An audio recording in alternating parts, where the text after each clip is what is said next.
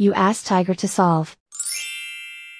This deals with linear equations with one unknown. The final result is W equals 155. Let's solve it step by step.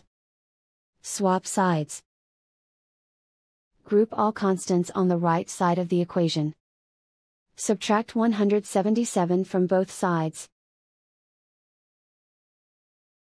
Group like terms.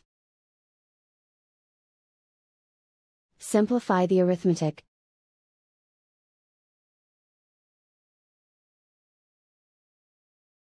Convert the W into a positive number.